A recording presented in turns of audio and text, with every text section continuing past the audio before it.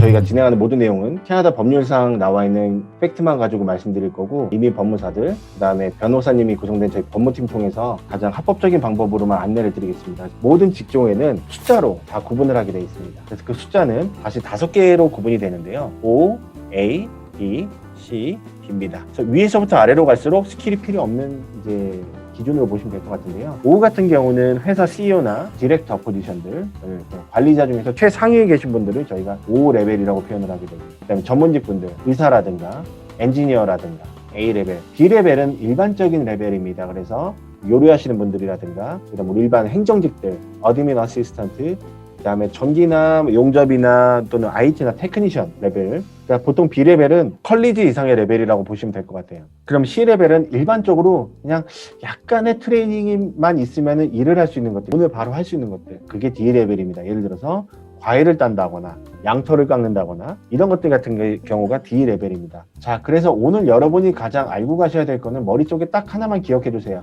OAP. 캐나다 이민 시스템은 두 가지입니다. 첫 번째, 캐나다 정부에서 하는 연방정부 이민 프로그램이 있고요. 각 주마다 운영하는 주정부 이민 프로그램이 있습니다. 나라에서 정한 방법으로 가는 게 Federal Government Immigration Program이라고 해서 익스프레스 엔트리를 보면 될 것 같고요. 1000명을 뽑는데 5000명은 나라에서 마음대로 뽑고 나머지 5000명은 각 주별로 쿼터를 줍니다. 예를 들어서 경기도 500명, 야 강원도 내 사람 없지 요새, 1000명 뽑아, 이렇게 쿼터를 줘요. 자기네가 필요한 사람들한테 유리하게 프로그램을 만들어서 자기의 후보군을 만들어냅니다. 예를 들어 충청북도에서 농업에 필요한 사람이 많이 필요해서 농업에 필요한 사람한테 유리하게 제대로 만들었고, 거기에 부합하는 게 홍길동이라는 사람이라고 한다면은 충청북도에서 그럽니다. 홍길동은 우리한테 필요한 사람이니까 영주권 줘라고 해서 이 사람을 노미네이션, 그러니까 후보군을 준 다음에 그 연방으로 넘기죠. 그러면은 대한민국 정부는 뭐를 체크하면 돼요? 이 사람이 범죄가 있는지, 건강에 문제가 없는지, 이런 기본적인 베이스만 검토한 후에 이 사람은 영주권이 나오거든요. 그러니까 결론은 어차피 캐나다에서 나오게 되지만은 이게 캐나다 시스템으로 바로 들어가느냐, 아니면 각 주에서 혜택을 받아서 넘어가느냐, 이 두 개의 차이로 보면 될 것 같아요. 여러분이 알고 계신 익스프레스 엔트리라고 하는 것은 기본적으로 연방 프로그램, 나라에서 하는 프로그램이고요.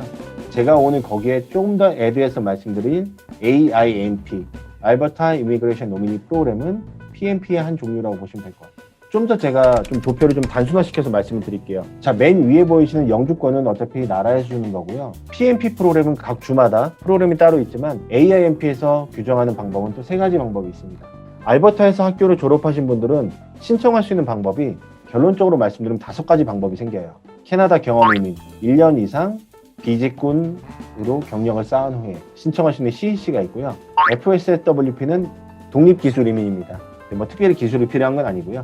한국에서의 경력과 이제 혼합해서 100점 만점에 67점이 넘으신 분들이 신청할 수 있는 자격입니다. FTWP는 우리 일반적으로 요리라든가 트레이드 직군들, 이렇게 구분이 된다고 보시면 될 것 같고, 그 다음에 알버타에서 주정부 이민이 갈 수 있는 프로그램 또 3가지가 있어요.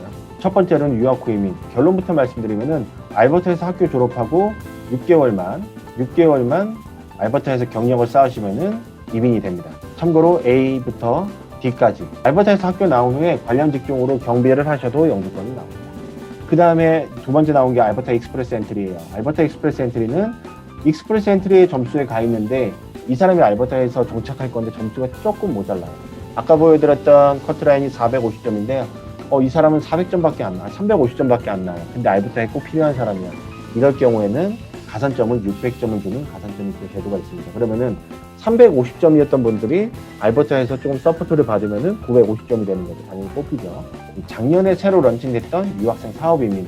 그러니까 기본적으로 캐나다 이민은 내가 창업이 아닌 고용이 되어야지만 이제 영주권이 나오는 게 기본 베이스이긴 하지만, 알버타에서는 내가 졸업을 하고 참신한 아이디어로 창업을 할 경우에도 영주권을 신청할 수 있게 준비가 되어 있습니다. 익스프레스 엔트리가 기본 개념으로 보긴 하지만 불확실성이나 이런 것 때문에 좀 더 고려를 해보고 싶다라고 하신다면은 알버타 익스프레스 엔트리나 AOS 또는 사업이민 통해서 같이 영주권을 어프로치하는 것도 굉장히 좋은 방법이고요. 자, 그러면은 익스프레스 엔트리 같은 경우는 장점이 뭐냐? 내가 뽑히고 난 다음에는 6개월이면 결과가 나온다. 그다음에 주정부 이민 같은 경우는 16개월이 걸린다, 또는 600점 받아서 6개월로 간다. 이 개념으로 보시면 될 것 같아요. 나는 그러면 1년 경력 쌓아서 CEC를 통해서 점수가 나왔는데 그럼 다 뽑히는 거네요? 그건 아니고요. 익스프레스 엔트리라고 하는 풀 안에 들어가 있으면 점수 순대로, 성적 순대로 뽑아간다고 보시면 될 것 같아요. 점수가 높은 사람부터 뽑아준 상대평가로 보시면 될 것 같고, 이 중에서 절대평가로 갈 수 있는 경우는 AOS. 얘는 조건이 없습니다. 그냥 알버타에서 학교 나오고 졸업하고 6개월만 취업하면은 영주권 나오고요. 유학생 사업이민도 말 그대로 합격 불합격이고요. 점수 제도는 아니라고 보시면 될 것 같아요.